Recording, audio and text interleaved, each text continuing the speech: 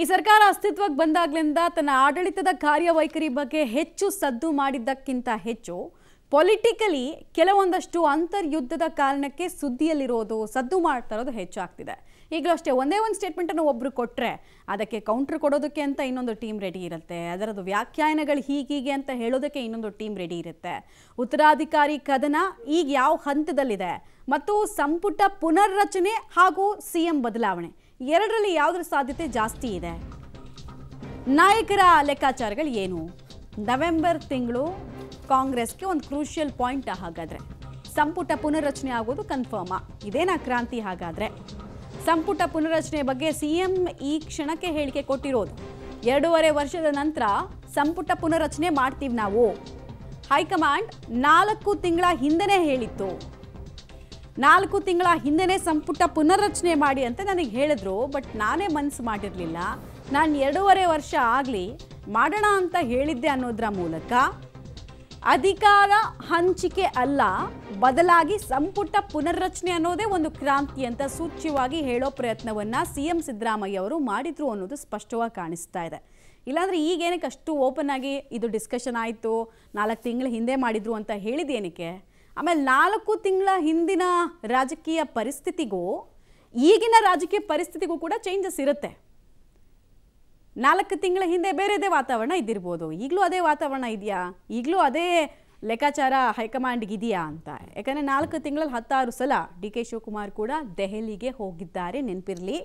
ಇವರಿಗೆ ಸಂಪುಟ ಪುನರ್ರಚನೆ ಆಗೋದು ಒಳಗೊಳಗೆ ಇಷ್ಟ ಇಲ್ಲ ಅಂತ. ಯಾಕಂದರೆ ನೀವು ಯಾವಾಗ ಬೇಕಾದರೂ ಅವ್ರಿಗೆ ಆ ಪ್ರಶ್ನೆ ಕೇಳಿ, ಆ ಥರ ಡಿಸ್ಕಷನೇ ಆಗಿಲ್ಲ, ನನ್ನ ಗಮನಕ್ಕೆ ಬಂದಿಲ್ಲ ಅಂತ ಅವ್ರು ಡೈರೆಕ್ಟಾಗಿ ಡೌನ್ ಪ್ಲೇ ಮಾಡ್ತಾರೆ. ಅಂದರೆ ಹೆಚ್ಚು ಮಹತ್ವನೇ ಕೊಡೋಕೆ ಹೋಗಲ್ಲ ಆ ಸ್ಟೇಟ್ಮೆಂಟ್ಗಳಿಗೆ.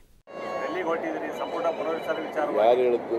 ನಾವು ಇದಕ್ಕೆ ಇವ್ರದ್ದು ಕಪಿಲ್ ಸಿಬಲ್ ಅವರು ಕಾರ್ಯಕ್ರಮ ಹೊಂದಿದ್ದೀರಿ ಅಂತ ಹೇಳಿ ಕಪಿಲ್ ಸಿಬಲ್ ಅವರು ಒಂದು ಪುಸ್ತಕ ಬರೆದಿದ್ದಾರೆ, ಅದನ್ನು ಬಿಡುಗಡೆ ಮಾಡೋಕ್ಕೆ ಹೋಗ್ತಾ ಇದ್ದಾರೆ. ಆ ವಿಷಯದಲ್ಲಿ ಆ ಸಮಯದಲ್ಲಿ ಹೈಕಮಾಂಡ್ ಏನಾದ್ರು ಭೇಟಿ ಆಗ್ತಾರೆ ಸರ್?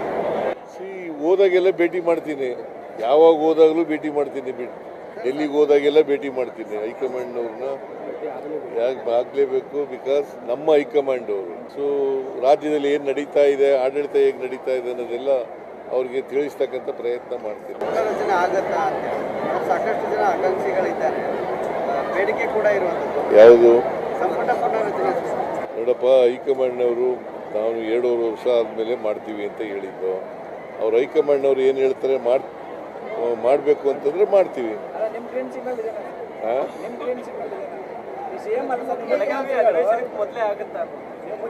ಏನು ಹೈಕಮಾಂಡ್ನವರು ಕ್ಯಾಬಿನೆಟ್ ಈಗ ಒಂದು 3-4 ತಿಂಗಳಿಂದ ಕ್ಯಾಬಿನೆಟ್ ರೀಸಬಲ್ ಮಾಡಿ ಅಂತ ಹೇಳ್ತಾ ಇದ್ರು. ಅದಕ್ಕೆ ನಾನು 2.5 ವರ್ಷ ತುಂಬಲಿ, ಅದಾದ್ಮೇಲೆ ಮಾಡೋಣ ಅಂತ ಹೇಳಿದ್ದೆ. 2.5 ವರ್ಷ ತುಂಬುತ್ತೆ, ಅದನ್ನ ನೋಡಿ ಮಾತಾಡ್ತೀನಿ ಅವ್ರ ಜೊತೆ. ಮೇಜರ್ ಸರ್ಜರಿಯನ್ನು ಮಾಡೋ ಮುನ್ಸೂಚನೆಯನ್ನು, ಸುಳಿವನ್ನು ಸಿಎಂ ಸಿದ್ದರಾಮಯ್ಯ ಅವರು ಕೊಡ್ತಿದ್ದಾರೆ.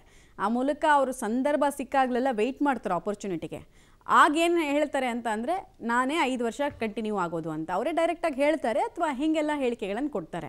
ಸಂಪುಟ ಪುನರ್ರಚನೆ ಅಂದರೆ ಏನು? ಮೇಜರಾಗಿ ಒಂದು ಚೇಂಜಸನ್ನು ನಾನು ಮಾಡ್ಕೊಳ್ತೀನಿ ಅಂತ ಅವ್ರು ಮಾಡ್ಕೊಂಡ್ಮೇಲೆ, ಅವರು ಒಪ್ಪಿದಂತಹ ಸಚಿವರಿದ್ದ ಮೇಲೆ ಅದರದ್ದು ಲೀಡರ್ಶಿಪ್ಪು ಅಥವಾ ಪ್ರಮೋಷನ್ನು ಡಿ ಕೆ ಶಿವಕುಮಾರ್ಗೆ ಹೋಗುತ್ತಾ?